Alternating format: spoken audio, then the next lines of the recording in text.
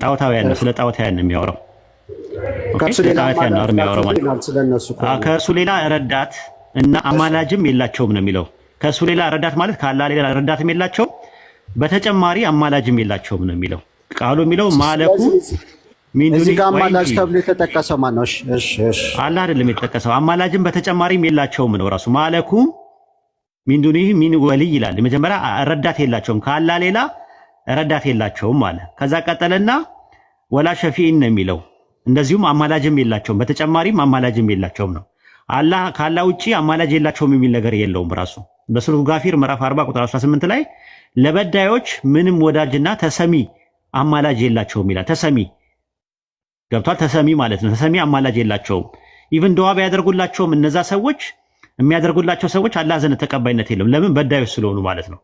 ይሄን ነው በሱረቱ ሰዲጃ ምዕራፍ 32 ቁጥር 4 ላይ እንደዚህ ከእርሱ ሌላ ለእናንተ ረዳት የላችሁም እናም አማላጅም ምንም የላችሁም አትገሰጹም ምን ይላቸዋል? ማንን? ኩፋሮቹም ካፊሮችም ማለት ነው። በሱረቱ ሩም ምዕራፍ 30 ቁጥር 13 ላይ ለነርሱ ከሚያጓሯቸው አማላጆች አይኖራቸውም ማለት አማላጅ ምንም የላችሁም የሚለው ከእርሱ ፈቃድ ቢሆን እንጂ አያማልዱም ማለት ስለ መላእክት እንኳን ቢሆኑ ለአማኞች ብቻ ነው የሚያማልዱት። መላእክት እንኳን ቢያማልዱ በሱ ፈቃድ እንጂ በሌላ ነገር ሊያማልዱ አይችልም ነው የሚለው። ለዛ ነው በሱረቱ ያሲን ምዕራፍ 36 ቁጥር 23 ላይ ከእርሱ ሌላ አማልክትን ይዛለውን አራህማን በጉዳት ቢሻ ምልጃቸው ከኔ ለመመለስ ምንም አትጠቅመኝም አያድኑኝም በላቸው ይላል። ከምታመልኳቸው አማልክት መካከል ማንም አማላጅ መሆን አይችልም። ምክንያቱም ወደ አላህ ያቃርቡናል ያማልዱናል ያላቸውን ስላለ አላህ ዘንድ የላቸውም አማላጅም የላቸውም ነው እያለ ያለው። ለዛ ነው ሱረቱ ዩኑስ ምዕራፍ 10 ቁጥር 3 ላይ ከእርሱ ፈቃድ ቢሆን እንጂ አንድም አማላጅ የለም አለ ይላል።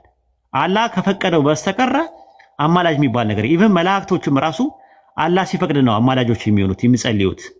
በሱረቱ መርየም ምዕራፍ 19 ቁጥር 87 ላይ እንደዛ ነው። አራህማን ዘንድ ቃል ኪዳን የያዘ ሰው ቢሆን እንጂ ማማለድ አይችሉም ነው የሚለው። ማን? መላእክቶቹም ቢሆኑ። ሱረቱ በቀራ ምዕራፍ 2 ቁጥር 255 ላይ እንደዛ ነው የሚናገረው። እርሱ ዘንድ በፈቃዱ ቢሆን እንጂ የሚያማልድ ማን ነው ይላል። የለም ራሱ ማለት ነው። ስለዚህ ቃል ኪዳን ካልያዙት በስተቀር መላእክቶች ይጸልያሉ፣ አዎ፣ ዱዓ ያደርጋሉ፣ አዎ፣ ይለምናሉ፣ አዎ። ያም ቢሆን የአላህ ፈቃድ ያስፈልጋል። ለማን ነው የሚያማልዱት? ለምዕመናን ነው እንትን የሚሉት ለምዕመናን ማለት ለአማኞች ብቻ ነው የሚጸልዩት ማለት በሰማይና በምድር ያሉ መላእክም ብዙዎቹም ለሚለምኑለት ለሚሻው ለሚወደው ሰው በቀር ምልጃቸው ምንም አትጠቅማቸውም ይላል ሱረቱ አይ ቲንክ ነጅም ምዕራፍ 53 ቁጥር 26 ላይ ማለት። ስለዚህ ጥቅሱ የሚያወራው ነገር አማላጅ የላቸውም የሚለው ስለ ኩፋሮች ነው፣ ስለ ሙሽሪኮች ነው የሚያወራው። አማላጅ የላቸውም ሲል ደግሞ ያንን ነው የሚያመለክተው። እዚህ ጋር ጥያቄ ካለ አስተናግዳለሁ። እሺ እዛ ጋር የሚለው መላእክቶች ከእሳት ጠብቃቸው ምናምን እያሉ የሚለምኑት ለአማኞች ነው። እሱ ግልጽ ነው፣ እዛ ጋር የተቀመጠው። ከዚህ ጋር ደግሞ አሁን የጠቀስኩልህ 651 ላይ የሚለው ከእርሱ ሌላ ምንድነው ረዳትም አማላጅም የላቸውም የሚለው ለማን ነው ያልከኝ? እሱ ለአማኝ ላልሆኑት ለቁረይሾች እነዚያም የሚለው አንተ ጋር የሚያስተጋባው ድምጽን እየሰማሁት ነው። ሚት አድርገው እናንተን በል እነዚያም የሚለው ቁረይሾችን ነው፣ ጣዖት አምላኪያን ናቸው።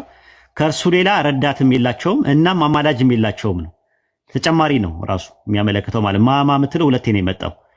ማለኩም ይላል የመጀመሪያው ማ ምትላለች አፈራሽ አለች።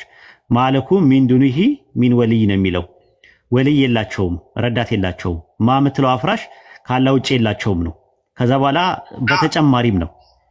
ከዛ በተጨማሪ ምን የላቸውም አለ አርፉን ነፊ አድርጎ የሚጠቀመው። ከዛ በኋላ ምን የላቸውም አለ አማላጅም የላቸውም አለ ሸፊኢም የላቸውም አለ አማላጅም በተጨማሪም የላቸውም ነው እያለ ያለው ኢብኑ ከሲር። ይህንን አንቀጽ ራሱ ሲያብራራው ምንድን ነው ያለው? ተፍሲር ኢብኑ ከሲር ሲያብራራው ምን ይላል? ከእርሱ ሌላ ለእናንተ ረዳት የላችሁም ማለት እርሱ ብቻ ተቆጣጣሪና ረዳት ነው ከእርሱ ሌላ ማለት። እናም አማላጅም ምንም የላችሁ ማለት ከእርሱ ፈቃድ በኋላ ቢሆን እንጂ አንድም አማላጅ የለም ማለት ነው የሚለው። ያንን ያስቀመጠው ማለት ነው። ከዛ አንፃር ነው የተቀመጠው። አማላጅ የላቸው ሱረቱ ኑር ምዕራፍ ሱረቱ ሩም ምዕራፍ 30 ቁጥር 13 ላይ ብትመለከተው ለእነርሱ አማላጆች አይኖራቸውም ነው የሚለው። ለጣዖታውያን አማላጆች አይኖራቸውም፣ አይጸልዩላቸውም፣ ዱዓ ያደርጉላቸውም ነው። ራሱ። በተጨማሪም አማላጅ ረዳትም የላቸውም፣ ከጀሃነም የሚያስጥላቸው ረዳትም የላቸውም። በተጨማሪም ደግሞ አማላጅም የላቸውም ነው እያለ ያለው እንጂ ካላ ውጪ አማላጅ የለም የሚል ነገር ጥቅሱ ላይ አንቀጹ ላይ የለም። ይሄን ይመስላል። እሺ ማላጅ ማለት ምን ማለት ነው? ራሱ ትርጉሙ ወይ አማላጅ ማለት ዱዓ የሚያደርግ ነው፣ የሚጸልይ ነው። ሸፊ ማለት አማላጅ ማለት መጸለይ ማለት ነው። ማለደ ማለት ለመነ ማለት ነው። ለመነ የሚጸልይ የለም እያለን ነው እዛ ላይ ከሱ ሌላ ከሱ በቀር አይደለም። ለዛ እኮ ነው የምልህ። አሁንም ድጋሚ ልድገምልህ ራሱ ማለት ነው። ሱረቱ ዩኑስ ምዕራፍ 10 ቁጥር 3 ላይ ከሱ ፈቃድ ቢሆን እንጂ ይቅርታ አድርግልኝ ስላቋረጥኩ በጣም ይቅርታ አድርግልኝ። አያይሽ ልጠይቅልህ እና ድጋሚ አትመልስም። አንዴ ልጨርስ። ስርዓት ሱረቱ ዩኑስ ምዕራፍ 10 ቁጥር 3 ላይ ከእርሱ ፈቃድ ቢሆን እንጂ አንድም አማላጅ የለም አለ። አላህ የሚፈቅደው ለሙሚን ብቻ ነው ዱዓ እንዲያደርጉ መላእክትን የሚፈቅደው። ስለዚህ እዚህ ጋር የሚናገረው ነገር ምንድነው?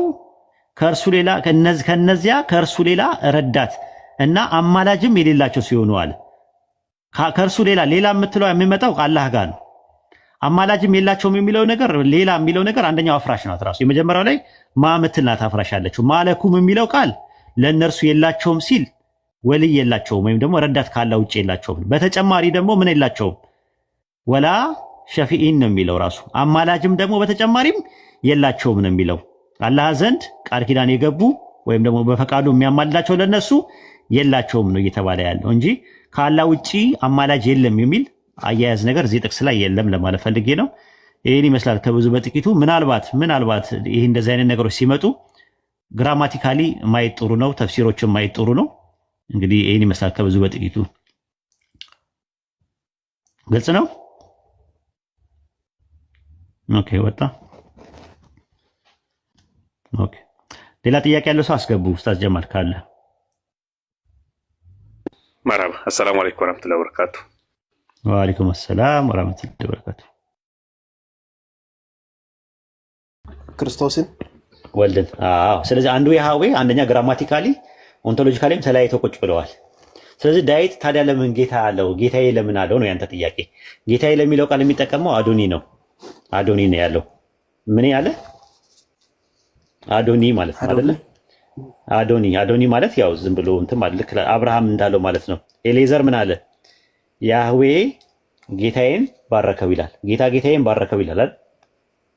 አዎ አይደል? ማንን ነው የባረከው?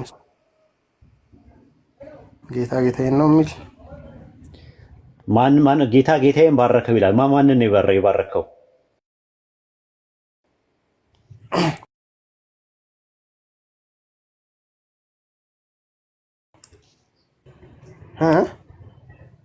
ማንን የባረከው? አንተ ለምንድን ነው ሌላ የምትጠይቀኝ? እኔ ቀጥታ ትመልስልኝም እንዴ? እየመለስኩልህ እኮ ነው። እየመለስኩልህ ነው ያለሁት እንድታውቀው ነው። ራሱ ጌታዬ ይላል። ባዩ ማን ነው? ለማን ነው ያለው? አሰላሙ አለይኩም ወራህመቱላሂ ወበረካቱ። እያወራን ያለው እኔ ዘፍጥረት 24:35 ነው ያለው። አይዞ 34:25 ነው። እኔ ጋር ስትመጣ ያው ችግሩ ምንድነው እንትን ነው አመጣለሁ ማስረጃዎችን ስለማመጣ ከዛ አንፃር ነው ራሱ ማለት ነው። እስቲ ዘፍጥረት 24:35 ላይ እንግሊዝኛውን አንድ ያውጣለት። እንግሊዝኛውን አውጣለት። እሺ እንግሊዝኛውን አውጣ። ጌታዬን እጅግ ባረከው ይላል። ማንን ነው የባረከው? ይታያል። እግዚአብሔር ይታያል። ዘ ሎርድ ሃዝ ብሌስድ ማይ ማስተር ይላል። ከዛ አማርኛውን አድርግለት። አማርኛውን አድርግለት። ይታያል። እግዚአብሔር ጌታዬን እጅግ ባረከው ይላል። ባራኪው ማን ነው? እግዚአብሔር ነው። ጌታዬን የሚለው ማን ነው? ባዩ ማን ነው? ኤሌዘር ነው አይደል? ኤሌዘር የሚባል ሰው ነው። ጌታ የሚለው ማንን ነው? ኤሌዘር ነው። ኤሌዘር ምን አለ? እግዚአብሔር ጌታዬን እጅግ ባረከው አለ። ባራኪው ማን ነው? እግዚአብሔር ነው። አንድ እግዚአብሔር። ማንን ነው የባረከው? አብርሃምን ነው የባረከው። ማንን ነው ጌታዬ የሚለው? አብርሃምን ነው ጌታዬ የሚለው። ባዩ ማን ነው? ኤሌዘር አብርሃም ምን አለው? ጌታ ያለው። በአብርሃምና በኤሌዘር መካከል ኦንቶሎጂካሊ ዲፈረንስ አላቸው። ያው እነሱ ሰው ናቸው። ሁለቱም ሰው ናቸው። አዎ መሲሁና ኢየሱስና ዳዊትም ሁለቱም ሰው ናቸው። ግን ለአክብሮት ልክ ኤሌዘር አብርሃምን ጌታዬ አዶኒ እንዳለ ሁሉ ዳዊትም መሲሁን አዶኒ ብሎታል ማለት ነው። ጌታዬ ብሎታል። ተመሳሳይ ነው ቃሉ። አዶኒ የሚል ቃል ነው የምታነበው። ዘፍጥረት 18:12 ላይ እንዲያወጣለትና ቆይ ዘፍጥረት 18:12 ያወጣለት አማርኛው ሐሰን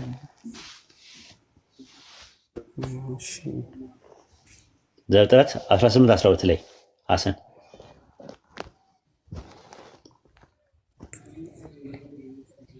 ይታያል።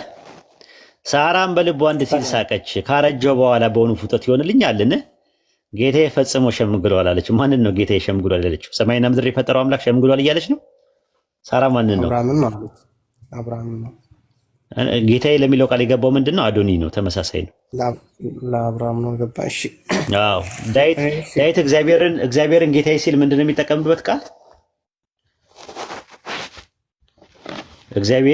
እግዚአብሔርን ጌታዬ ሲል ምንድን ነው የሚጠቀመው? ምን የሚል ቃል ነው የሚጠቀመው? አዶናይ ነው የሚለው። አዶናይ ነው የሚለው እንጂ አዶኒ አይደለም የሚለው። ፈጣሪን ሰዎች ሲያገኙት አዶናይ እያሉ ነው የሚሉት።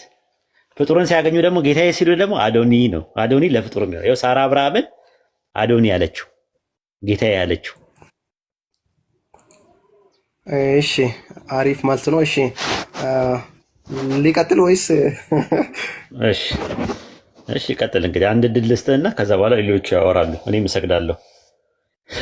እሺ በዮሐንስ ወንጌል ምዕራፍ 15 ቁጥር 5 ላይ ከኔ ተለይታችሁ ምንም ልታደርጉ አትችሉም ይላል ክርስቶስ። ይህንን ማለት የሚችል ፍጡር አለ? ምን ላይ? መጽሐፍ ቅዱስን አላስኩም። እስቲ ዮሐንስ 15 ምዕራፍ ቁጥር 5 ላይ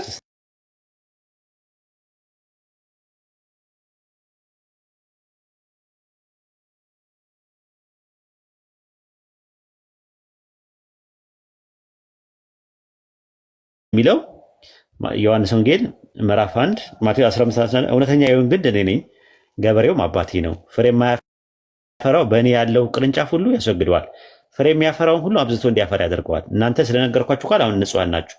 በእኔ ኑሩ፣ እኔም በእናንተም። ቅርንጫፍም በወይን ግንድ ባይኖር ከራሱ ሊያፈራ እንደማይቻል አለ። አየህ፣ እንዲሁ እናንተ ደግሞ በእኔ ባትኖሩ አትችሉም።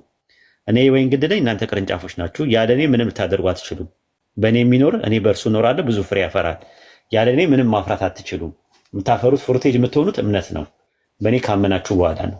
ሳታምኑ ግን እንደዛ። አሁን እሱ እዛ ላይ ጥያቄ የሆነብኝ አሁን ለምሳሌ ያለ እኔ ምንም ልታደርጉ አትችሉም ምናምን የሚል አሁን ፍጡር እንደዛ አይነት ነገር ይችላል። አዎ ያለ እኔ ምንም ነገር ልታደርጉ አትችሉም የሚለው ኮንቴክስቱ ቢያወራ ያለው ስለማፍራት ነው። ፍሬ የምታፈሩት ካመናችሁ በኋላ ነው። መልካም ስራ የሚመጣው ከአመናችሁ በኋላ ይመጣል። መልካም ስራ የሚመጣው ማለት መልካም ስራ ፍሬ ነው። የመንፈስ ፍሬ የምንለው ፍቅር፣ ሰላም፣ ደስታ ምናምን ነገር የሚባለው ነገር ከዛ ነው። በስጋ የሚዘራ መበስበስን ያጭዳል፣ በመንፈስ ግን የሚዘራ ከመንፈስ የዘላለም ሕይወት ያጭዳል ነው። ስለዚህ ልታፈሩ ምን በሉ ይላል? መልካም ስራን ለመስራት አትታክቱ። መልካም ስራ ግን እንዲረዳ ካስፈለገ ኢማን ይፈልጋል፣ እምነት ይፈልጋል። እምነት በጣም መልካም ስራ እንድሰራ ያደርግሃል ነው እያለ ያለው። እሺ አመሰግናለሁ። ቢጠይቅ ደስ ይለኛል። ያው ጠይቅ፣ እንግዲህ ያልገባ ነገር ካለ ጠይቅ። እሺ መላእክት የእሱ የሆኑና እሺ የትኛል ልጠይቅ? እሺ እስቲ መዝሙረ ዳዊት ምዕራፍ 8 ቁጥር 2 አወጣልኝ እስቲ። መዝሙረ ዳዊት ከመላእክት ይልቅ በጥቂት አሳነስከው የሚለውን ነው የክብርና የምስጋና ጥቅም የሚለው ወይስ ምስጋናን ለራስ አዘጋጀ የሚለው? አዎ እሱን አንብብና እሱ እኔ እኮ በጣም የሚገርመኝ ነገር ምን እንደሚገርመኝ ታውቃለህ? አንድ በምጠይቁት ጥያቄ በአጠቃላይ በቃ የተበላ ነው። በቃ ምን እንደሆነ አላውቅም። ገና ልጠይቁ ስትሉ ራሱ እኛ ቀድመን ማወቃችን ነው ራሱ የሚገርመው ማለት ነው። የሚገርመው ማለት ነው። አረ ቀላል መዝሙረ ዳዊት ምዕራፍ 8 ቁጥር 2 ላይ እያወራ ያለው ስለ አብ ነው። ከሕፃናትና ከሚጠቡ አፍ ምስጋናን አዘጋጀ ስለ ጠላት ይላል። አሁን ለራስ አዘጋጀ የሚለው ጥቅስ የለም። በጣም የሚያሳዝነው ነገር ማለት እንዴት ሰውን ትሸውዳላችሁ በዚህ ደረጃ? ምስጋናን ለራስ አዘጋጀ የሚለው የማቴዎስ ወንጌል ላይ ያለው ጭማሪ ነው። ለራስ የሚል ነገር የለው። እሱን ከፈለጋችሁ ማቴዎስ ወንጌል ምዕራፍ 21 ቁጥር 16 ላይ አዎ እዛ ላይ ምን ይላል? ለራስ የሚል ነገር የለም። ወላሂ ለራስ የሚል ነገር ካለ ነው ይቀጣለሁ።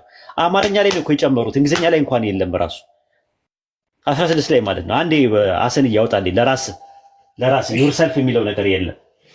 ያው ይሄ በክርስቶስ ኢየሱስ ግን ነው ተፈጽሟል። ግን ምን እንደሆነ አስረዳለሁ እኔ። ለራስ የሚለው ነገር የለችም ነው። ለራስ የምትለው አይለችም። አብ ነው ለወልድ ያዘጋጀው። ልክ ነው። አብ ለወልድ ምስጋናን አዘጋጅቷል። እዛው ላይ እናየዋለን። ግን ለራስ የሚል ነገር የለም። እንደዛማ ከሆነ ኢየሱስ ያዌ ሊሆን ነው ራሱ። ግባ ማቴዎስ ወንጌል ምዕራፍ 21 ቁጥር 16 ላይ ማቴዎስ ወንጌል ምዕራፍ 21 ቁጥር 16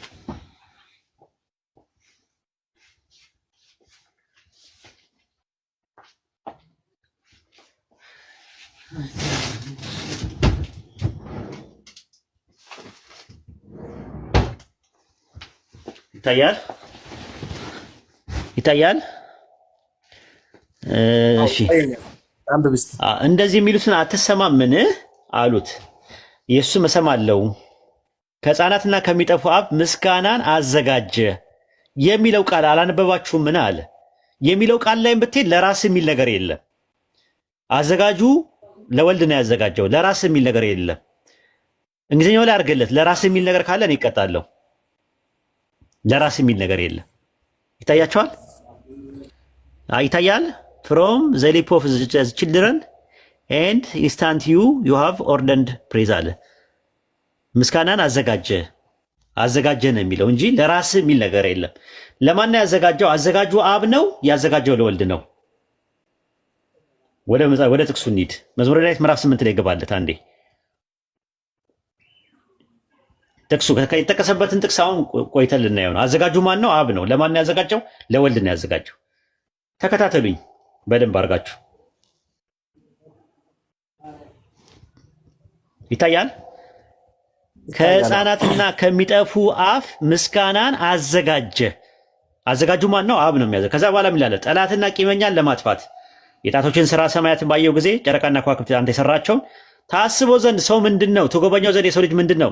ከመላእክት ይልቅ በጥቂት አሳነስከው፣ በክብርና በምስጋና ዘውድ ከለልከው ይላል። ማንን ነው በክብርና በምስጋና ዘውድ ከለለው? በእጆች ስራ ላይ ምን አልከው አለ? በእጆች ስራ ላይ ሾምከው ይላል። ማንን ነው የሾመው? ወልድ ነው የሾመው። ምስጋናን አዘጋጀ አለው። ከዛ በኋላ የምስጋናውን ዘውድ ጫንክለት አለ። ጫኙ ማን ነው? አብ። እያወራ ያለው ማን ነው? ምስጋናን አዘጋጀ እያለ የሚያወራው ማንን ነው? መዝሙረኛው አብን ነው ወይስ ወልድን ነው? እሺ ወጀክስቱ ላይ ማንን ነው ምስጋናን አዘጋጀህ እያለ የሚያወራው? ማንን ነው እያወራ? ከላይ ጀምሮ እያወራ ያለው ማን ነው? ከሕፃናትና ከሚጠቡ አፍ ምስጋናን አዘጋጀህ ስለ ጠላት ቂመኛ ካለ በኋላ ታስቦ ዘንድ ሰው ምንድነው? ተጎበኘው ዘንድ የሰው ልጅ ምንድነው? ከመላእክት ይልቅ በጥቂት አሳነስከው፣ የክብርና የምስጋናን ዘውድ ጫንክለት እያለ በሁለተኛ መደብ እያወራ ያለው ማንን ነው?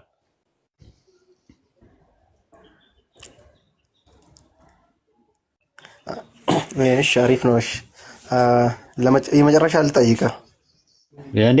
መጀመሪያ መልስልኝ እንጂ አስረግጥልኝ እኮ ነገርኩህ እኮ ይሄን እኮ ጨረስን እኮ። ማንን ነው አዘጋጀህ የሚለው? ታች ወርዶ ለወልድ ስለሆነ እናገራል እኮ ታች። ስለዚህ ምስጋናን ያዘጋጀው ማን ነው? ያው እሱ እግዚአብሔር ነው። ለማን ያዘጋጀው? ለወልድ ነው። አመንክ ማለት ነው። በቃ ሻለ ያዘው እንድሰል የሚያስገድድ ሰው አለ?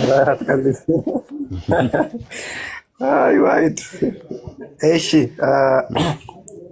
እስቲ አሁንም ልጠይቃ። ከጠየቅኩማ በደንብ ነው የምጠይቅህ። እሺ እሺ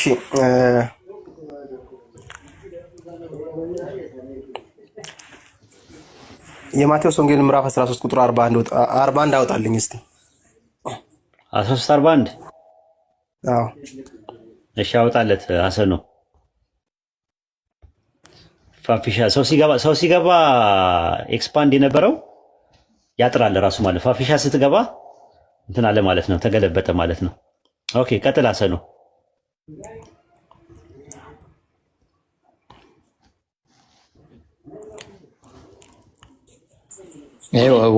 አሜን። እሺ አንብቡልን እስቲ የሰው ልጅ እሺ ዋይድ አንብብልን እዚሁ ጠይቃለሁ። እሺ ትጠይቀኛለህ? ኧረ አንብብልኝ አንተ የሚያስፈራ ጥቅስ እያመጣ ከተደበድበኛለህ። ኧረ ቶ እኔ እኮ ሳይንስ ነው እንጂ ስለ እምነት እኮ አላጠናውም። እኔ አንዳንድ ነገሮች አያለሁ እንጂ። እሺ የሰው ልጅ መላእክቱን ይልካል፣ ከመንግስቱ እንቅፋት ሁሉ አመፃን የሚያደርጉት ሁሉ ይለቅማል አለ። ምንድን ነው የፈለከው? መላእክቱን ይላል አንደኛ፣ ከዛ ደግሞ ይልካል የሚል ነው። መላእክቱ የሱ እንደሆነ መላእክቱ የሱ መሆኑን ያሳያል እዚህ ላይ። ከዛ ደግሞ እሱ ይልካል ይላል። መላእክቱ የሱ የሆነና መላእክቱን የሚልክ ፍጡር ይኖራል ፍጡር ልንል እንችላለን። አለ እሺ ራዕይ 12 ያሳየኛል። ራዕይ 12 ላይ ያወጣለት። ራዕይ 12:7 ራዕይ 12:7 ላይ በሰማይም ሰልፍ ሆነ፣ ሚካኤልና መላእክቱ ዘንዶን ተዋጉት ይላል። ሚካኤልና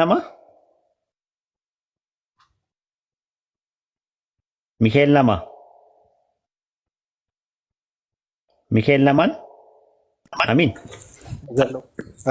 እሺ ሚካኤልና መንገድ ዘሎ ነው ይላል። ሚካኤልና ዘንዶ የተዋጉት ማን ናቸው?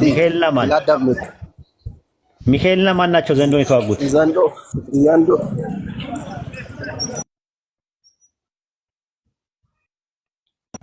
ማን ናቸው? ድምፁ ስለሚረብሻችሁ እኮ ነው እኔ ዝም አልኩ እኮ። ማን ናቸው የተዋጉት? ሚካኤልና መላእክቱ ዘንዶን የተዋጉት ማን ናቸው የተዋጉት? ሚካኤልና ማን? ዘንዶ ይልህ አንተ ደግሞ ዘንዶ ይብላልልህ መንገድ ላይ ነው ያለው። ሚካኤልና መላእክቱ ዘንዶን ተዋጉት ይላል። ሚካኤልና ሂዝ ኤንጀልስ ይላል። መላእክቱ የሚካኤል መላእክቶች። ሚካኤል እንዴት መላእክት ይኖረዋል? እስቲ እንግሊዝኛውን አድርግለት አንድ ጊዜ አሰን። አይ በቃ መንገድ ስለሆነ ቆይ እንጂ ዋናው ነገር ሚካኤል ኤንድ ሂዝ ኤንጀልስ ይላል። የማን ኤንጀልስ ናቸው መላእክቶች?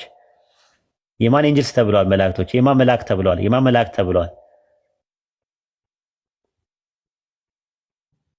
የማን መላእክት ተብለዋል?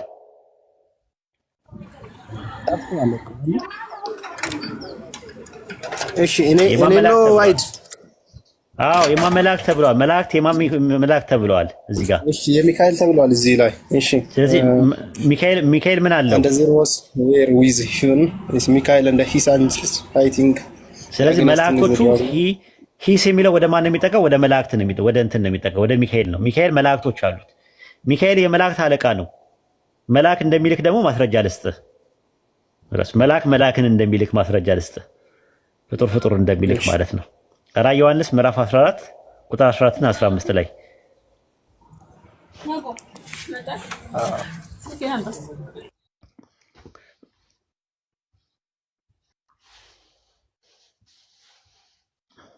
ራዕይ ዮሐንስ ምዕራፍ 14 ቁጥር 14 እና 15 ላይ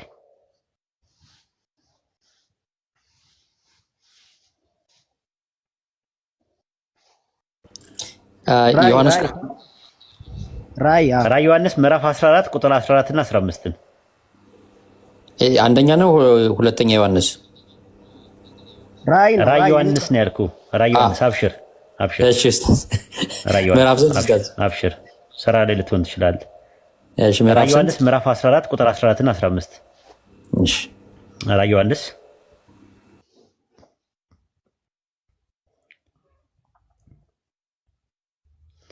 አየሁ እዚህ ጋር አየሁም፣ እነሆ ነጭ ደመና፣ በደመናው ላይ የሰው ልጅ የሚመስል ተቀምጠዋል። ማን ነው የሰው ልጅ የሚመስል የተቀመጠው? አሚን። አስበላኝ እኮ አሪፍ ፖይንት ላይ ጮማ የሆነ ጥያቄ ጠይቆኝ ነበረ። መልአክ ነው በነገራችን ላይ በራሱ ላይም የወርቅ አክሊል በእጁም ስለታም ማጭድ ነበረው አለ። ከዛ ሌላ መልአክ ከመቅደሱ አለ። ሌላ መልአክ ማለት ይሄ መጀመሪያ የነበረው 14 ላይ የነበረው መልአክ እንደነበረ ነው ማለት ነው። ሌላ መልአክ ከመቅደሱ ወጥቶ በደመና ላይ ለተቀመጠው የማጨድ ሰዓት ደረሰ፣ ማጭድ ስደድና እጨድ የሚድሩን መከር ጠውልጓል ብሎ በታላቅ ድምፅ ጮኸ አለ። ሲያዘው ታያለ ሲልከው የማጨድ ሰዓት ስለደረሰ ማጭድን ስደድና እጨድ ብለዋል ይላል። መልአኩን ይልከዋል፣ ያዘዋል። ልጨምርላችሁ ማለት ነው። ልጨምርልህ ዘካርያስ ምዕራፍ 2 ላይ ቁጥር 3 እና 4 ላይ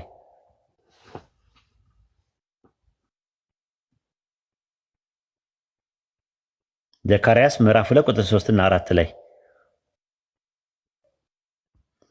እነሆ ከኔ ጋር ይነጋገር የነበረው መልአክ ወጣ፣ ሌላም መልአክ ሊገናኘው ወጣ። ከዛስ እንዲህም አለው፣ ሩጥ፣ ይህን ጎልማሳ እንዲህ በለው፣ በኢየሩሳሌም በውስጡ ካሉ ሰዎች አንሶች ብዛት የተነሳ ቅጥር ወደሌላቸው መንገዶች ሆናለችና ትኖራለች አለው ይላል።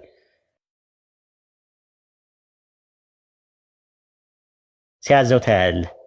ስለዚህ መልአክን ሊያዘው ይችላል። ግልጽ ነው።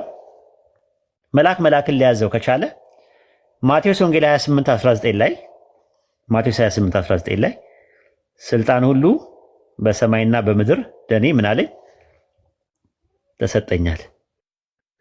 ምን አለኝ ተሰጠኛል። ከዛ አንደኛ ጴጥሮስ ምዕራፍ 3 ቁጥር 22 ላይ እርሱ መላእክት፣ ስልጣናት፣ ኃይላት ከተገዙለት በኋላ ይላል። መላእክቶች ይገዙለታል፣ ይታዘዙለታል፣ ይልካቸዋል። ማን ነው እንዲገዙለት ያደረገው? ሁሉ ተገዝቷል ሲል ሁሉን ካስገዛለት በቀር መሆኑ ግልጽ ነው። ሁሉ ከተገዛለት በኋላ ግን ልጁ ራሱ ሁሉን ላስገዛለት ምን ይላል? ይገዛል። ሁሉ ተገዝቷል ሲል ሁሉን ካስገዛለት በቀር መሆኑ ግልጽ ነው። ሁሉ ከተገዛለት በኋላ ግን ልጁ ራሱ ሁሉን ላስገዛለት ይገዛል አለ። ስለዚህ ሁሉን ያስገዛለት ማን ነው? አብ ነው። ለማን? ለወልድ። በሰማይና በምድር ያሉት ሁሉ መላእክትን ቢያዝ መላእክትን ቢልክ ምን ቢል እንደ ባይብል እኮ ሆነ ማለት ነው። ይሄን ይመስላል። ኡስታዝ እሱ መርፌን ወቅቷል እና አይበቃው። አንዴ እናውራ ሰዓት ከሰጠኝ። እሺ እናውራለን፣ ግን ምሳ መብላት አለብኝ። ሰላት መስገድ አለብኝ። እስከዛ ካሰን ጋር እስቲ አንድ ጊዜ ላውራ ከሌሎች ጋር። ሰላም አለይኩም ወራህመቱላህ። ማራማው ተባላት ሚናለች ፋፊን ገስት ላይ የነበረችዋን ማለት ነው ብሎክ አረገቻት። አሁንም ድጋሚ ብሎክ አርጋ አስወረደቻት። ጀማል እሺ ቀርታሽ ማርሐባ። ብሎክ የተደረገ ሰው አትፍቱ። ብሎክ ያደረገ ሰው ኃላፊነቱን እኔ ጋር ነው የሚመጣው።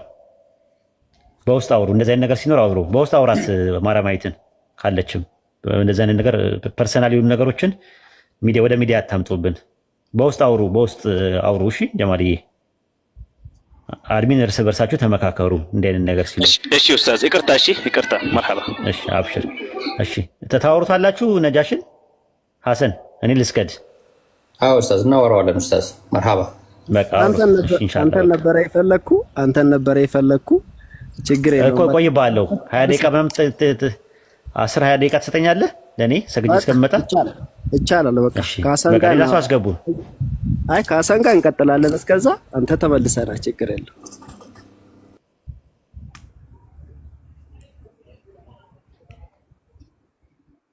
ሐሰን ጥያቄ ካለ እስከዛ ጠይቀኝና። ነጋሽ እንዴት ነህ? አለው ሐሰን እንደምን አለ? ደህና ነኝ። ጥያቄ ልጠይቅህ ክርስትና ላይ ጠይቀኝ፣ ችግር የለም። እሺ ኢየሱስ እግዚአብሔር ነው? በመጽሐፍ ቅዱስ ኢየሱስ የእግዚአብሔር ልጅ ኢየሱስ መሲህ እንደሆነ ኢየሱስ ክርስቶስ እንደሆነ የሚመሰክር እንጂ እግዚአብሔር እንደሆነ የሚመሰክር የነቢያትና የሐዋርያት ትምህርት የለም። ስለዚህ እኔ ኢየሱስ ማን ነው ለምታምነው ከሆነ እኔ ኢየሱስ የእግዚአብሔር ልጅ፣ የእግዚአብሔር ነቢይ፣ የእግዚአብሔር ሊቀ ካህን፣ ብዬ ማመን ነው እንጂ እንደዛ አላምንም። ኢየሱስ እግዚአብሔር ነው ብዬ አላምንም። ምክንያቱም አንድ እግዚአብሔር አለ፣ በሰውና በእግዚአብሔር መካከል አንድ አለ፣ እሱም ደግሞ ሰው የሆነው ክርስቶስ ነው ስለሚል ቃሉ። ስለዚህ ይሄ ሰው የሆነውን ሰው ክርስቶስንና ደግሞ እግዚአብሔር የተባለውን ሁለቱንም አንድ ላይ አላስቀምጣቸው፣ ምክንያቱም የተለያዩ ስለሆኑ ማለት ነው። በጣም ጥሩ። አምላክም አይደለም ብለህ የምታምነው? ኢየሱስ አምላክ ነው ብዬ ነው የማምነው። ምክንያቱም አምላክ ነው አምላክ ነው ብዬ ነው የማምነው። መጽሐፉ እንደምለው አምላክነቱ የሚመለክ ነው። አምላክነቱ የሚመለክ ሳይሆን አሁን ለምሳሌ ዘጸአት ምዕራፍ 7 ቁጥር 1 ላይ እግዚአብሔር ሙሴን አለው እኔ በፈርዖን ላይ አምላክ አድርጌያለሁ፣ ወንድም አሮን ደግሞ ነብይ ይሆናል አለው። ስለዚህ መዝሙር 82:6 ላይ ይመስለኛል እኔ ዛሬ አማልክት አልኳችሁ ይላል። ስለዚህ አማልክት ማለት የብዙ ብዛነትን የሚገልጽ ፕሉራል ማለት ነው። ስለዚህ አምላክ የምንላቸው ቃሉ የመጣላቸው ዮሐንስ ወንጌል ምዕራፍ 10 ቁጥር 33 ጀምረን እስከ 35 ስናየው ኢየሱስ ራሱ ቃሉ የመጣላቸው አማልክት ናቸው ብለው ለፈሪሳውያን ሲመልስላቸው እንመለከታለን። ስለዚህ አምላክ ማለት የባህሪ አምላክነት አለ፣ ደግሞ የጸጋ እግዚአብሔር ለቅዱሳን ነቢያት የሰጣቸው ስልጣን ወይም ደግሞ ቃሉ የሰጣቸው እግዚአብሔር እሱን ቃል የመሰከሩ ነቢያት አማልክት ይባላሉ። ከዛ አንፃር ኢየሱስ ምን ይባላል? አምላክ ይባላል። ደግሞ ያው እግዚአብሔር ልክ እንደ ሙሴ ኢየሱስን አምላክ አድርጌሃለሁ ባይለውም የኢየሱስ አምላክነት ልክ እንደ ሙሴ የሹመት ነው እያልከኝ ያለው? በትክክል እንዴ አብ ቀድሶ ወደ ዓለም የላከው ልጁን እናንተ ታወርዳላችሁ ብለው ኢየሱስ እኮ በቃ ነገራቸው እኮ። ከላይ ምን አላቸው? እሺ ቀጥል። ከላይ ምን አላቸው ኢየሱስ? አንተ ስለ መልካም ስራ አይደለም የምንወግር አንተን አምላክ ስለማድረግ ነው አሉት።